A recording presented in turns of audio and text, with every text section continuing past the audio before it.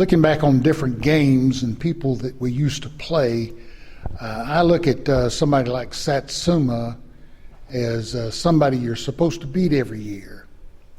But they happened to get a coach over there who recruited people just like himself. And they were almost obsessed with Foley. They would break down, y'all don't know this, but Howard Busby told me, he said, I've broken down every film we've ever had on y'all every year. I put them all together from the year before, the year before, the year before, and we're going to know what you're going to do, because he was a defensive coordinator. He said, we're going to know what you're going to do, and that's the end of it. And I told Coach about that, what he had told me, and it didn't really bother Lester or anything. Mere fact that we're going to do what we're going to do. In those years, we were going to do what we were going to do offensively, regardless of what you did. And we had so many things we could do that if you were stopping something, if you watched the film, you noticed in the first half we ran the option, but it was a different kind of option, and we didn't pitch the ball much. But in the second half, we came back and started riding that thing and pulling it out, stepping down, reading it, and pitching it, or having a base pitch, which created a situation where, hey, they weren't stopping it. We got a lot of yards on the option. It's like Lester told me one time, I said, what's the one thing that just kind of bothers you about people? He said, why do y'all keep pitching that ball? And he turned to me and said, because we get 6.8 yards average a pitch. And to me, that's a seller for me as a coach. That's all I had to hear. So that's what I did the rest of my coaching career. You have to change, but you hang with the things that you do well, and that's what you did here.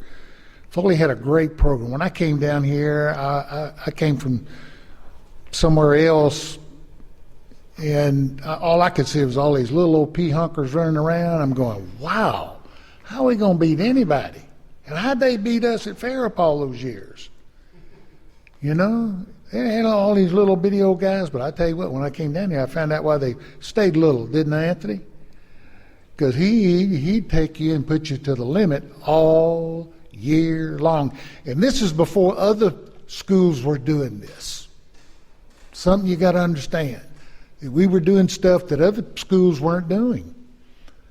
And we were going to he got the most out of his people. And so I know when I left, that's what I did. I did the same kind of stuff when I went to Jackson. They ran the same defense as Bud Packett. They ran the same offense, same terminology. Everything was the same. Because here it was proven to me that it was a winning way. I've coached a long time, around a lot of good athletes. Down here we didn't have all those kind of good athletes. We had some good ones, don't get me wrong now, but we didn't have any of them. It was more hard-nosed. And when I came back down here after being at Fairhope and was the head coach down here, I'd come back down and had to go through that same realization again. These daggum small pea-hunkers down here, and I've got to left Fairhope with all those giants come down here, and that's what it amounts to. You got to realize that y'all really did way more than a lot of other places did with what they had. Y'all really reached your potential to go 10-0. About the Satsuma game, the thing that's most important to me is that it probably, I think, if I'm not mistaken, was the first game that I ever lost as coaching as a Foley coach. And it gave me just a little bit more zeal to try to win the next time we played them. We played them again in '76 and lost to them again on a very close game and some very questionable calls by the referees.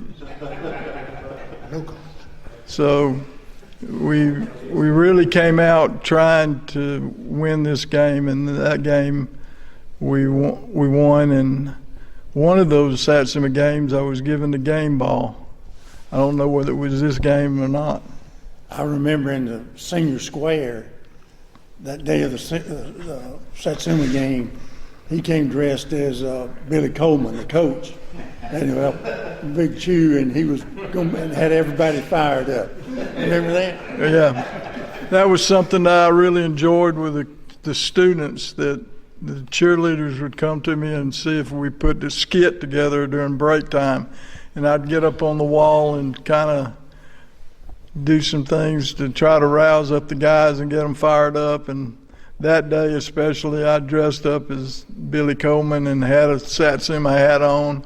I don't know where I got it, but I got one, and got me a big chaw, which I played a lot of softball, Pat Laurendale, and I chewed some anyway, so I put a big chaw in there and just spitting on everybody and getting them fired up and telling them about last year's game and how we had lost a close one and that this one was important to us. But I'll end by saying I'm a blessed man because I got to coach at Foley with these guys.